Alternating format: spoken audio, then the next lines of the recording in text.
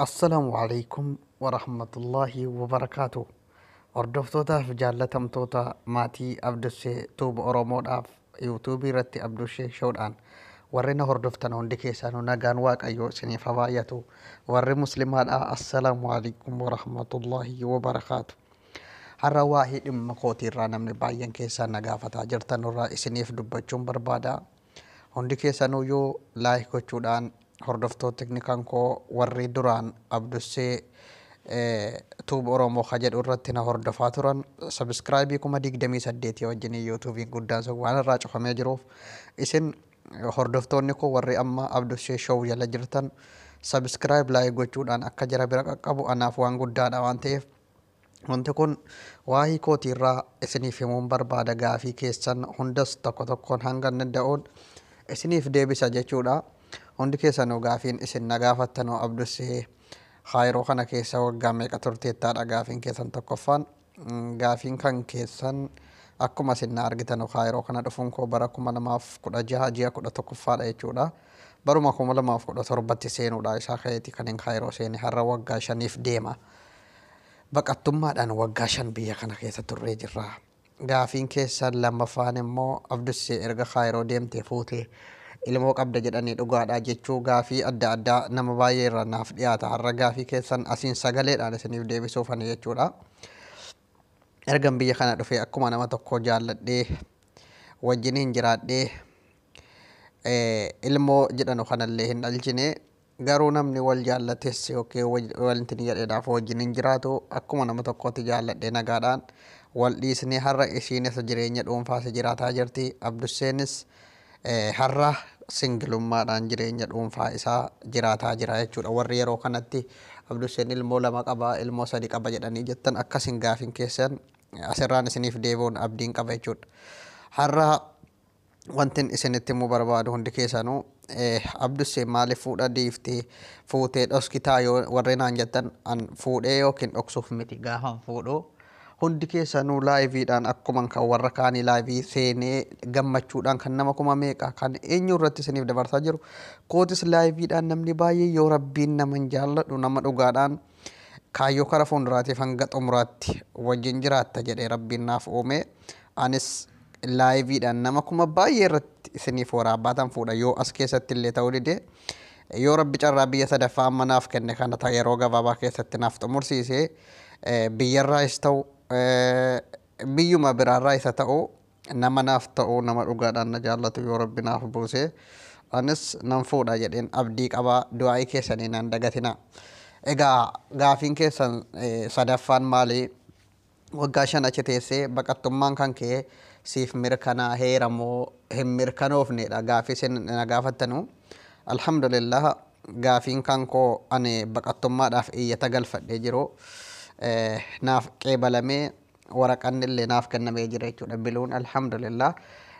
Amma carraa nuti eeggannu eessa yookiin Ameerikaa Kanaadaadha biyya kam kan jedhuu fi intervii biyya goonee teenyee carraa keenya eeggachuudha akka rabbiin wanta kana daddafee biluunuuf kenname kanallee rizqii keenya biyya baqattummaa biyya maayiroo keessaa kara biyya guddatte yookiin Ameerikaa yookiin Kanaadaa Awustiraaliyaas ta'u yeroo gabaabaatti nu geessu du'aayinuuf godhaadhaa gaafii keessan kana. Kana taasisuudhaan gaafii baay'ee gaafataa jirtu gaafii qofittii gaafachootu hin taane hundi keessanuyyuu abdusseen jireenya biyya ormaa kana keessatti fatanaa danuuf dabarsee jira. Maraatees fayyeera rabbiin ammallee isan maraachine guyyaa 20f an nama maraatee maraatummaan maal akka ta'e argee deebi'eera dhugaan isinitti himaa. Har'a garuu sammuun kiyya dhibbatti akkuma duriitti deebi'e maraatummaan an maraadhe kunis haqa koo dabee jechuudha. Haqni kiyya dabee gaafa uummanni utuun haqa qabuu natti haqa dabsu an jireenya koo irratti maaltu na gammachiisa beektu dhugaa dubbachuudha. Dhugaa irratti cichanii dubbachuun na gammachiisa waan hunda caalaa gaafa dhugaan kan koo dabu garuu sammuu keessa na aarii sanarraan teenshiin ta'ee guyyaa 20f hirriba dhabee isinuyyuu feesbuuk irratti yaadattu du'aayii naaf gootanii abdussee keenya rabbi si haa fayyisu sheexanaa nama waasitti hojjechiise jettu. Angaruu waan hin maraadheef haqa narratti dabee jennaan sammuu keessa na nyaata. Hirribni nan qabu nan aara guyyaa 20f hirriba daqiiqaa tokkoof hawwe yaa rabbi adaraa daqiiquma tokkitti yoo ijji walitti na jette jedhee nama hawwaa turedha jechuudhaan.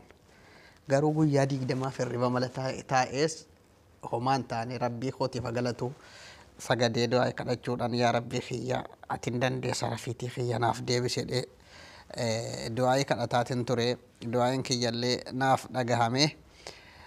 Yeroo maraadhuudha suuraan kun wanti waa'ee maraatummaa kooti isinitti himee rifeensi kun gaafa maraadhu kanatti rifeensa kanallee dhahadhee wanti hin godhin hin jiru. Mabraatii qabi namaan jedha gaafa maraatan. Jibbisiisa gaafa hirriba hamuummattee hirribni daqiiqaa tokkoof si hawwisiisu hedduu tokko oh my god yaa rabbii kiyya warri maraatanii waggaa baay'eedhaaf keessa turan laata si'iif wallaahi rabbiif shukurii galchuu qabna.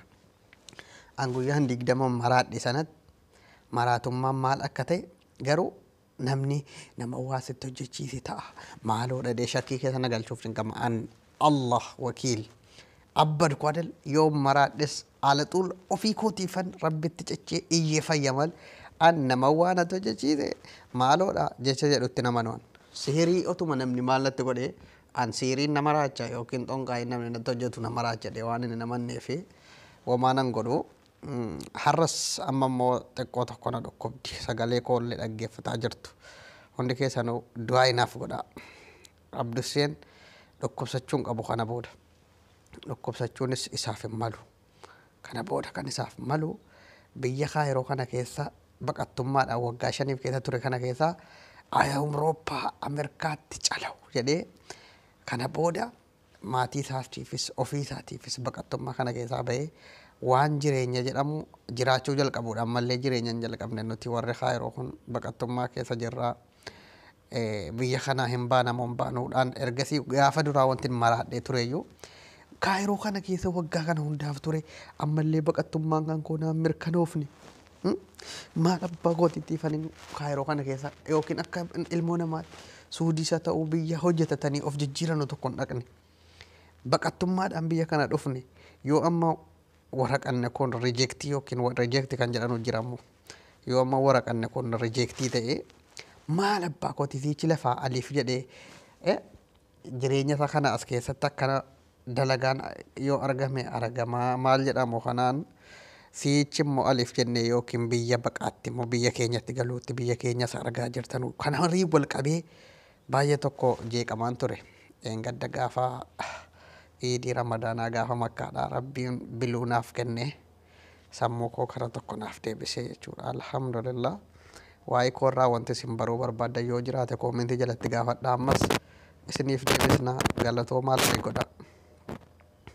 Hundi keessanuu laayik godhaa laayikii immoo harki isin hin dhukkubin ulfaadhaa galata.